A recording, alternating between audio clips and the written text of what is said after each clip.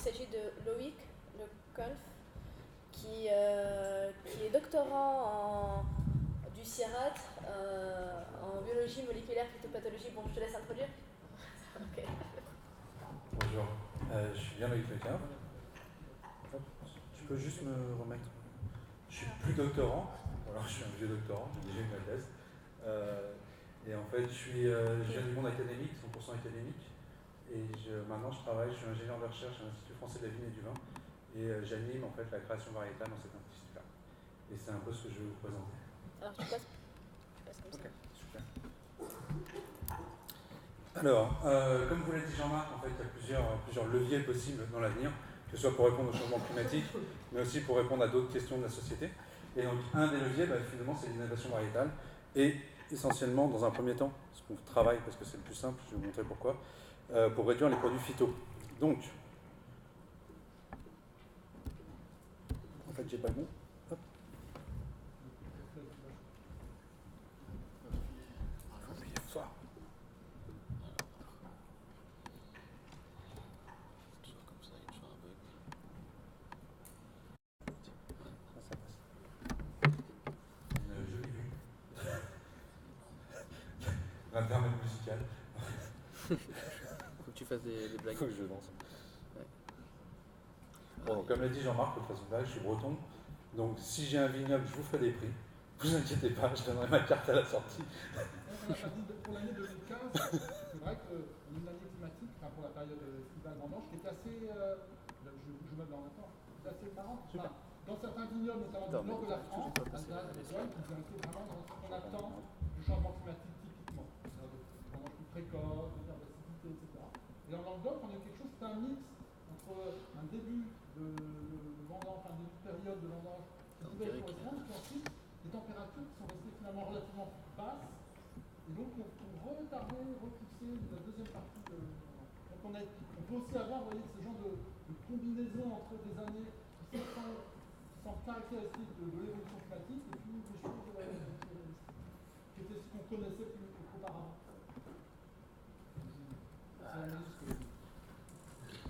Ok, je peux reprendre. Merci Jean-Marc. Il faut l'embaucher. L'innovation variétale, on en parle beaucoup maintenant dans Vitisphère, la vigne. Il y a beaucoup de débats, on pourra en parler après, mais ce n'est pas l'objet de ma présentation. Et c'est juste pour rappeler, comme l'a dit aussi Jean-Marc, que finalement le viticulteur il a toujours su innover. Alors que ce soit du néolithique au Moyen-Âge, quand finalement il l'a fait de façon inconsciente, où on est passé de ce qu'on appelle la vigne sauvage, donc c'est ce qui pousse, c'est une liane, avec les sexes séparés, à la vigne cultivée, donc c'est un phénomène qu'on appelle la domestication, qui nous a permis d'avoir des grappes importantes et d'avoir une récolte suffisante. Et ensuite, il y a une domestication, une innovation que je vais appeler consciente, où finalement les connaissances scientifiques ont permis d'améliorer le système et d'aboutir à ce qu'on a plus rapidement identifié ce qui nous intéressait. Donc là, vous avez M. Bacot, qui, pendant les problèmes du phylloxéra, Midioidium, a permis la création d'hybrides, dont le Bacot blanc, qui est encore cultivé actuellement. Et donc la connaissance, c'est que on a su qu'il fallait castrer une fleur en retirant finalement les parties mâles, amener du pollen et féconder de façon à choisir papa et maman et d'obtenir les descendants qu'on voulait. Donc, ce que je vous ai mis là, c'est deux femmes qui s'embrassent. C'est pas un fantasme. C'est juste, c'est une statue qui est à l'agro et en fait qui représente une femme âgée qui est dans les bras d'une femme gironde et qui l'embrasse pour la sauver. Et finalement, c'est pour illustrer que les vignes américaines sont venues sauver les vignes européennes. Donc ça montre qu'on avait vraiment l'idée, la conscience de l'innovation était là, même jusqu'à arriver dans les arbres. Bref, pour faire de la création variétale, on n'en fait pas juste pour rire, il faut qu'il y ait un besoin. Donc le besoin qu'on a actuellement, vous connaissez tous, Ecophyto 2018, qui est devenu Ecophyto, par magie, avec, chez la vigne, deux agents qu'on a identifiés qui sont finalement responsables de la plupart des traitements, Midio et Idium. Je ne développerai pas, Jean-Marc n'avait pas celle-là, mais on a aussi les changements climatiques qui arrivent, avec, je développerai un tout petit peu l'étude, Jean-Marc en a parlé, celle qui fait que je vais devenir riche avec mes terres en Bretagne. En fait, c'est une étude qui est sortie en place en 2013, où, en utilisant les 17 modèles de changement climatique, ils ont essayé de voir si finalement la viticulture était adaptable ou pas, avec les cépages qu'on avait maintenant, la façon de cultiver. Et ils montrent que dans les zones rouges, il y a plus de 50% des modèles qui montrent que la viticulture elle est plus adaptable. C'est plus adapté, ces lieux sont plus adaptés, et c'est ici, c'est Bordeaux. Bref, c'est important pour la France. Donc, une des façons de réagir, que ce soit pour Ecophyto ou que ce soit pour le changement climatique, et j'insiste, je suis d'accord avec Jean-Marc, c'est un des leviers, il y en a d'autres. La création variétale n'est pas le seul levier, elle doit être accompagnée par le reste, mais c'est un levier important. On peut soit effectivement utiliser la diversité existante. Dernièrement, a été inscrit au catalogue des cépages grecs pour répondre justement au réchauffement climatique, au changement climatique. Et ou sinon, ce qu'on peut faire, c'est faire de la création variétale, c'est-à-dire créer de la diversité. Et pour ça, on a un outil, comme je vous l'ai dit tout à l'heure, la science permet d'accélérer les choses. On a un outil qui s'appelle la connaissance du génome. Alors, pour vulgariser un peu, le génome, on va dire que c'est un puzzle, avec un ensemble de fragments d'ADN. Et une fois qu'on a tous ces petits fragments d'ADN et qu'on a construit notre puzzle, eh ben, on a l'image du génome de l'espèce Vitis vinifera. Ici, vous avez l'image qu'on va représenter. Donc, c'est ce qui a été fait. C'est une équipe franco-italienne qui ont décrypté le génome de la vigne. On appelle ça décrypter le génome de la vigne. Et une fois qu'on a ça, eh ben, on peut regarder finalement tous ces petits fragments d'ADN. On va regarder sur une autre variété si c'est exactement les mêmes ou pas. Et il y a la majorité des choses, c'est pareil. Et il y a des différences, quelques différences. Mais en fait, ces différences, elles sont liées aux différences visuelles qu'on va regarder. C'est le lien, ce qu'on appelle entre génotype et phénotype. Donc une différence sur l'ADN va avoir un impact. Donc là, par exemple, j'ai des baies noires, là, j'ai des baies blanches.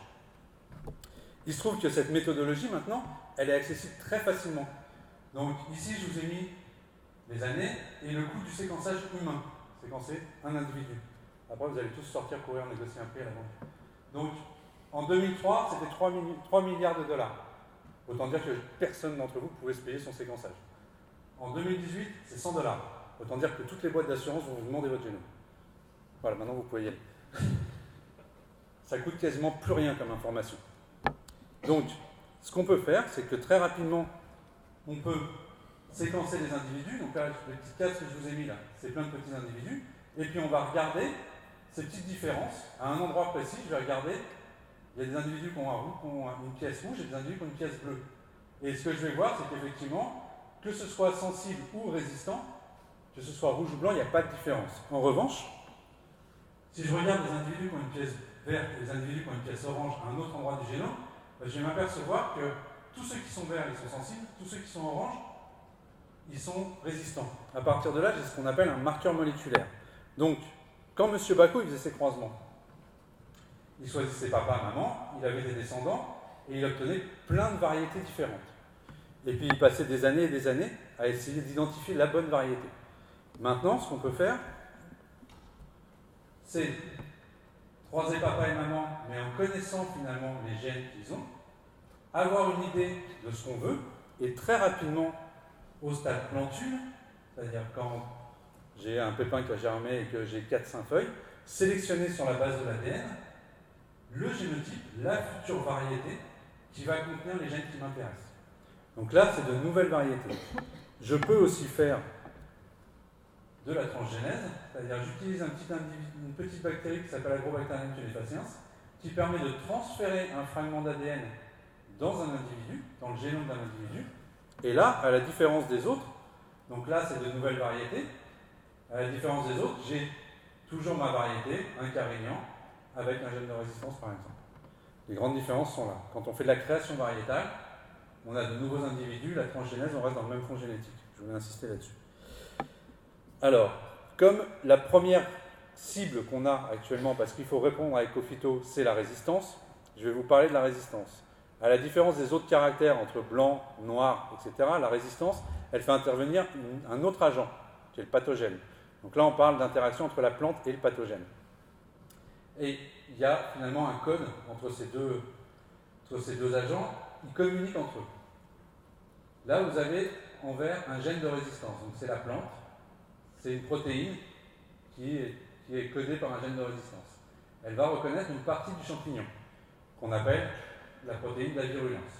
S'il y a reconnaissance, à ce moment-là, la plante, le gène la protéine va allumer un certain nombre de signaux qui vont dire à la plante, attention, on est attaqué, il faut réagir, on se met en défense. En revanche, si le champignon mute, c'est-à-dire qu'il perd ce gène de la virulence ou alors il se transforme, et la plante ne peut plus le reconnaître. Même si le gène de résistance est présent, comme elle n'a pas reconnu la personne ou le pathogène, à ce moment-là, elle ne peut pas envoyer les signaux, il n'y a pas de défense. Ça veut dire que la plante possède le gène, elle reconnaît résistance, le pathogène mute, pas de résistance, sensibilité, même si j'ai le gène de résistance. Donc, la stratégie qui est utilisée, que ce soit à l'INRA et suivie par l'IFV, c'est ce qu'on appelle le pyramidage. Si j'ai un gène de résistance, c'est qu'il reconnaît les petites croix jaunes. Hop, et qu'il y a un individu qui mute, ce qui peut arriver. À ce moment-là, il n'est pas reconnu. Il va appeler tous ses copains, et là, ils ont à bouffer.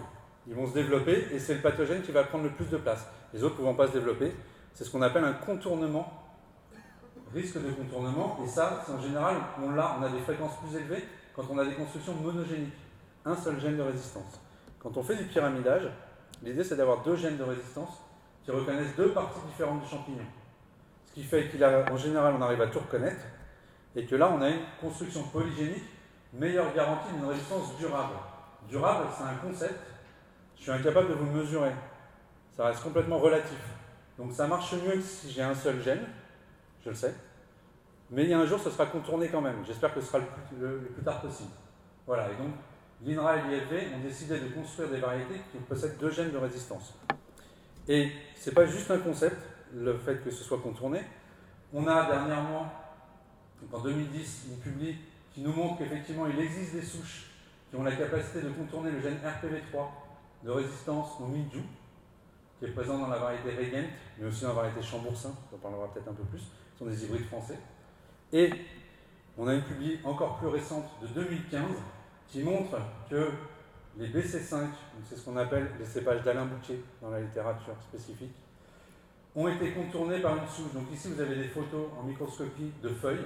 Ici vous avez ce qu'on appelle la réponse hypersensible, c'est-à-dire quand je vous ai parlé de la vague de signalisation, en général ce que la cellule fait, ce que la plante fait, c'est qu'elle fait mourir ses cellules. C'est le système de la terre brûlée. Le champignon ne peut pas se développer, parce qu'il n'y a plus rien à manger. Et là, vous avez pas du tout de réaction de HR, et vous avez ce qu'on appelle les IF, qui sont le champignon qui se développe. Cette variété de Oïdium, on va dire, cette souche de Oïdium, a la capacité de contourner le gène RUN1 des variétés d'Alain Bouquet. Alors, ce qui nous sauve, c'est que ça arrive aux États-Unis, et qu'heureusement, on ne l'a pas en France. Voilà. Et pour faire le lien avec le marquage moléculaire et le fait du pyramidage, la seule façon de savoir si vous avez un gène ou deux gènes à un moment donné, il faut connaître ces gènes-là. Il faut avoir la possibilité de les identifier. Entre celui-là, celui-là ou celui-là, je suis incapable de savoir s'il y a plusieurs gènes juste en les regardant. Si j'ai l'information génétique, à ce moment-là, je peux faire la différence. Quelque chose de sensible, par contre, je peux le reconnaître. Alors, si on revient à la création variétale brute, comment je tue mes week-ends de mai? Eh bien, hop, je casse mes petites plantes, je retire toutes les parties mâles, j'obtiens une plante avec uniquement des parties femelles, je mets un sac pour éviter les contaminations qui viennent de l'extérieur, et je viens polliniser pendant 8 jours toutes les grappes que j'ai obtenues, et j'obtiens ensuite, alors ça se voit pas bien, très peu de baies, parce que il y a des baies il y a des choses qui ne vont pas répondre. Quand c'est à l'extérieur, la plante elle reçoit du pollen en permanence. Moi je ne vais pas rester assis à côté à mettre du pollen, je pourrais, mais c'est un peu compliqué avec ma femme. Donc voilà. Donc je suis là qu'1 heure par jour, et donc ça donne ça. Pour vous donner un peu le temps, les castrations, c'est à peu près 1 heure par grappe, pollinisation, on va dire 10 minutes, 5 à 6 jours. Une grappe, on obtient environ 20 à 40 pépins, et cette année avec l'INRA, on a produit 25 000 pépins, ce qui représente 1700 heures de travail sur une période de 3 mois. C'est ce qu'on a fait cette année. Ensuite, pour que ça arrive jusqu'à vous, il y a quand même différentes étapes. Donc la première étape, c'est le stade 1. C'est là qu'on va sélectionner sur la base des marqueurs moléculaires la présence de gènes de résistance ou pas. Puis ça va aller en stade 2, 6 ans, où là, on va évaluer directement au champ des caractères plus agronomiques qui peuvent coller avec des choses qui vous intéressent. On va commencer à avoir les premières vinifications. Une fois qu'on a sélectionné nos individus, on rentre en ce qu'on appelle le stade 3, qui est un stade de sélection, mais qui est la VATE, qui celle-là, on ne pourra jamais l'éliminer parce que c'est celle qui nous permet de monter le dossier d'inscription. C'est ça qu'on doit donner au CTPS pour que le ministre signe et nous inscrive la variété au catalogue, la VATE. Donc ça met environ entre 15 à 16 ans pour une inscription. Alors, je vous ai dit qu'a priori, l'ADN, ça vous permettait d'avoir le plan de construction. Donc on pourrait prédire d'autres caractères que la résistance. Donc le stade 1, on a bien effectivement un passage du stade 1 au stade 2 en utilisant des marqueurs moléculaires. Pour le stade 2, en fait, tous les caractères qu'on va regarder, cette fois, ce n'est pas un gène qui le contrôle, mais c'est énormément de gènes. Donc ça devient très compliqué finalement à gérer. Et malheureusement, c'est surtout des caractères de qualité, des choses qui vous intéressent réellement pour la production du vin. Alors, si je refais ce que je vous ai montré l'autre fois, je prends le nombre de grappes qui va être produit. J'ai une pièce de mon puzzle, un morceau d'ADN, qui est soit bleu, soit jaune. Le jaune me fait en moyenne plus de grappes que le bleu. Ça, c'est le nombre des individus que j'obtiens. La variation que j'ai là, c'est parce que tout le reste du génome, finalement, je n'ai pas réussi à l'estimer. Là, j'ai une pièce qui est plus petite. Est-ce que finalement elle est associée ou pas? Les moyennes, le test statistique me dira que non, si je définis un seuil. Donc finalement, l'information que je vais garder, c'est uniquement l'information des grosses pièces. Ce qui fait que quand je vais faire ma sélection, je vais avoir des individus bleus, des individus jaunes. Je vais garder les jaunes, mais vous voyez qu'il y a certains jaunes, ils ont des valeurs inférieures aux individus bleus. En gros, je vais faire n'importe quoi si j'utilise ça. Alors que si j'avais accès à l'ensemble de l'information sans utiliser de seuil statistique, je pourrais vraiment faire une sélection sur des critères intéressants au stade plantule, et là encore gagner du temps. Faire sauter ce fameux stade 2 qui dure 6 ans, et aller plus vite dans la création variétale. Et ça, finalement, là, ça devient un peu trash, je vous l'avoue. Ça, c'est ce qu'on appelle la sélection génomique. Donc, ce qu'on fait, c'est qu'on a des individus, on a le génotypage. Le génotypage étant toutes les pièces du génome, je sais à quoi ils correspondent, et je vais avoir aussi, pour ces individus-là, je vais mesurer le caractère qui m'intéresse, ici le nombre de grappes. Je vais donner des valeurs complètement aléatoires, dans un premier temps, à chacune de mes pièces, en disant, le jaune, il est plus 1, et tout ce qui est bleu, c'est 0. Le rouge, là, je vais lui mettre un moins 4, et puis tout ce qui est bleu, c'est 0. Et puis je vais additionner bêtement mes valeurs, et je vais voir ce que ça va me donner. Hop, c'est là, raté. Et en fait, je vais m'apercevoir que si je fais une corrélation entre la valeur prédite en additionnant mes valeurs et la valeur vraie, je suis complètement à la rue. Sauf que maintenant, avec les puissances de frappe des ordinateurs et la possibilité d'avoir des modèles qui me testent toutes les combinaisons, j'ai la possibilité de sortir un modèle statistique qui va me donner une corrélation parfaite.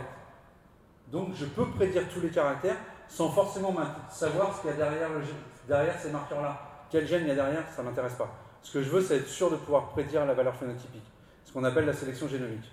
C'est utilisé chez les bovins en routine. Vous pouvez taper sur Internet. Dans le monde animalier, c'est la révolution. Et chez la vigne, on est en train de faire des tests. Donc, rapidement, parce que là, je vous ai parlé beaucoup de stratégies. Je ne sais pas combien de temps j'ai, on ne m'a pas fait de signe. Les projets en cours. Donc, je vous parlerai des projets français. Si vous avez des questions, on pourra parler des projets européens. Il y a un projet en cours qui est INRA-Resdur et l'UMT Génovigne. Il y a aussi des projets en cours.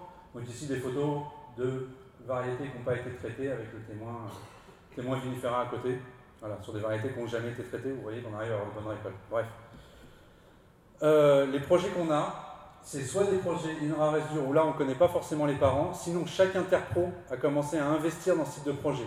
Donc quand je dis chaque interpro, on a la Champagne, la Bourgogne, l'Alsace, Cognac, Bordeaux, les raisins de table. Le projet Edgard, c'est CIVP et CIVL, c'est la Provence et le Languedoc.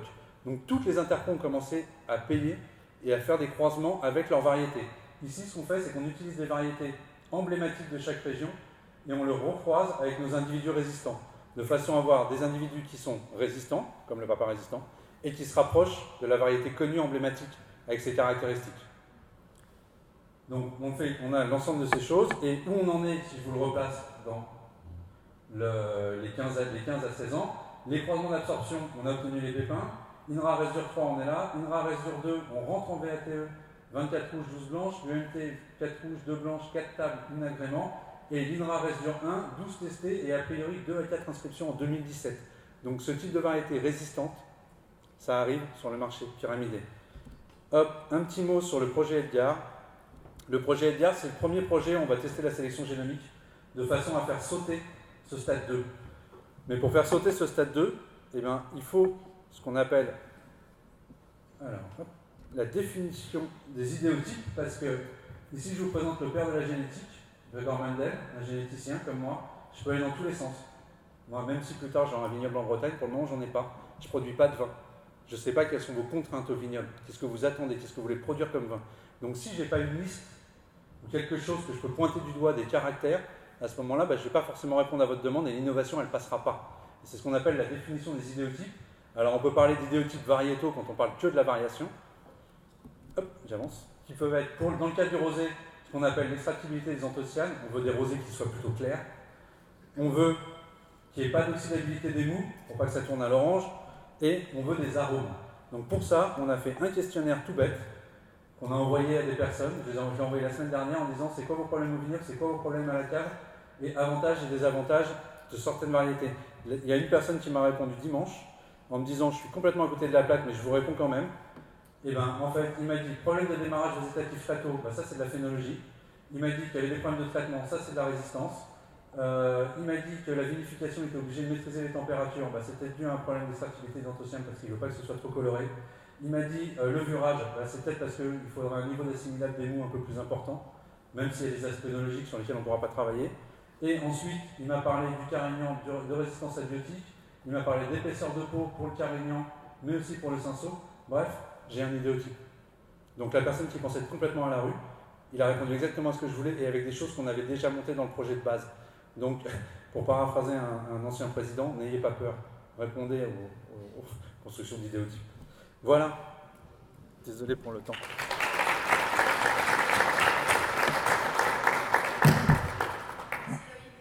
Pas de soucis. Ça a été trop violent.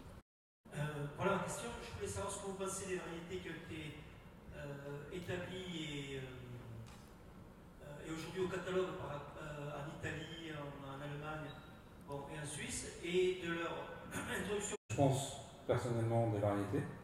Je les ai dégustées, moi je trouve qu'elles sont un peu tanniques. Ça c'est personnel, donc ça ne doit pas du tout rentrer dans vos comptes. Elles sont résistantes au mildiou et à l'oïdium, j'ai aucune donnée. Au mildiou, je sais qu'il n'y a qu'un seul gène, donc il y a des risques de contournement, si je vous parle purement de science. Ensuite, pour ce qui est du catalogue, moi, ce n'est pas les infos que j'avais. Elles peuvent être classées temporairement, mais le classement temporaire est en cours de discussion et c'est très compliqué. On pourra en parler, c'est très compliqué comme procédure. Et ensuite, alors, non, c'est pas celle-là. Elles ont été inscrites en Italie, certes, mais il y a encore un débat sur le nom. Parce que quand on inscrit une variété, le nom est important. Et le nom choisi ne plaît pas forcément aux autorités françaises. Donc il y a encore un débat. Donc, je ne suis pas sûr que la procédure anticipée aboutisse si tôt. Voilà. Mais là, je ne suis pas dans les arcanes du ministère, donc je peux pas. Moi, c'est des bruits de couloir que je vous rapporte. Voilà. Après, elles ont le mérite d'exister et elles répondent à un besoin qui est d'avoir des plantes résistantes. Moi, je dis attention, elles sont monogéniques, parce que c'est mon rôle de vous dire qu'elles sont monogéniques et que potentiellement elles peuvent être contournées, et que sur l'oïdium, pour le moment, je n'ai pas d'infos. Voilà. Sur le mildiou, je sais qu'il y a un gène, sur l'oïdium, je ne sais pas ce qu'elles valent. Et je n'ai pas de documents me permettant de les évaluer. J'ai une autre question concernant le fait que les résistances soient monogéniques ou polygéniques et les polémiques qu'il y a là-dessus. Notamment, une question qui se pose, c'est de savoir les variétés qui donnent ce gène, comme le muscadina, qui sont résistantes depuis 2000 ans. Pourquoi on peut penser que cette résistance va être contournée alors qu'elle ne l'est pas depuis 2000 ans? Alors, je vous l'ai montré, elle a été contournée aux États-Unis. Donc, il y a contournement possible sur ces trucs-là. Après, elle n'a pas été contournée en France, mais elle est dans un dispositif qui de toute façon ne permet pas le contournement, parce qu'elle est plantée sur des toutes petites surfaces, et dans lequel on a mis des vinifera. Donc, en fait, on a une source d'inoculum qui contient toujours le gène de la virulence, parce qu'il peut se développer sur le vinifera. Donc, il n'y a pas de pression. Donc, actuellement, elles n'ont jamais pu être évaluées correctement pour un contournement. Et alors, bon, j'étais pas au tout début, et le fait d'avoir deux gènes résistants, est-ce que ça assure aussi de ne pas avoir le contournement? Non, c'est ce que j'ai dit. J'ai dit que ça repoussait le contournement le plus tard possible, que de toute façon, le champignon, il faut qu'il mange. Donc un jour, il contournera, mais voilà. L'idée, c'est que s'il y en a deux, ce sera plus tard que s'il y en a qu'une. En fait, le sens de ces questions, c'est est-ce qu'il a été fait un arbitrage entre on va dire la pression qu'on a aujourd'hui, et il y a eu encore une émission dernièrement à la télé qui est même préoccupante, sur l'impact des produits phytosanitaires, notamment dans la viticulture, puisque c'est malheureusement une des cultures les plus polluantes, et un arbitrage donc entre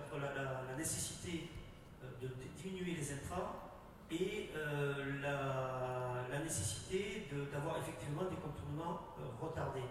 Parce qu'en fait, quand on voit, quand on parle de 10 ans à venir ou 16 ans ou 5 ans de tests, il ne faut pas oublier que si on prend par exemple le travail qui a été fait par Bouquet, ça va faire 26 ans au final, quoi. Donc à un moment, est-ce qu'il y a eu une réflexion sur le fait de se dire, bon, on prend un risque ou non, mais aujourd'hui on ne peut pas continuer à dire, bon, on continue à traiter, à avoir des intrants au niveau où on est, sachant très bien qu'un jour ou l'autre, ça va avoir des gros soucis là-dessus. Alors il y a une décision qui a été prise par l'INRA, je ne sais pas si vous collègue de l'INRA va commenter, qui dit qu'effectivement sur les gènes d'Alain Bouchier, ce que vous citez, donc sur les gènes renin RPV1, il y a une décision qui a été prise de ne pas les laisser seuls.